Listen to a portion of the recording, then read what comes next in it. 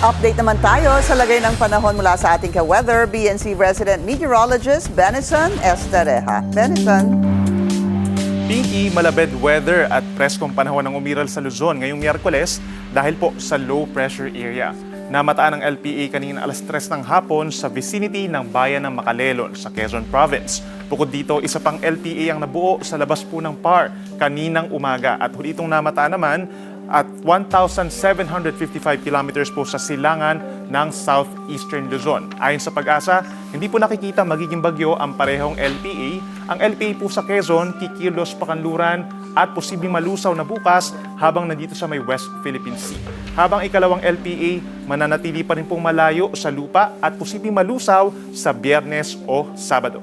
Sa weather forecast ng Pag-asa bukas, July 30 o sa huling Huwebes ng Hulyo, sa Luzon, pinakauulanin po ang La Union, ganyan ng Pangasinan, Zambales, Tarlac at Bataan dahil po yan sa LPA na posibleng nasa West Philippine Sea na. Habang may aasahan pa rin pong ulan bukas, dito po sa may mainland Cagayan, Isabela, Quirino at Aurora dahil naman yan sa easterlies o yung hanging silanganin na nagmumula sa may Pacific Ocean. Sa Metro Manila at natitirang bahagi ng Luzon bukas, di tulad ngayong Miyerkules, sisilip na po ulit ang araw sa Huwebes at meron na lamang panandaliang ambon sa umaga at mga isolated thunderstorms sa hapon o gabi. Kaya ka-weather, ugaliin pa rin po ang pagbaon ng payong o anumang panangga sa ulan. Sa Palawan, Visayas at Mindanao, patuloy ang generally maaraw at mainit na panahon sa umaga, maliban na lamang sa mga light rains sa may Eastern Visayas, Central Visayas, Dinagat Islands at Surigao del Norte. Simula naman tanghali hanggang gabi, lalakas pa ang ulan sa mga lugar na ito habang uulanin rin po ang natitirang bahagi ng Visayas at Mindanao, dulot lamang ng localized thunderstorms, hindi po ng anumang low pressure area.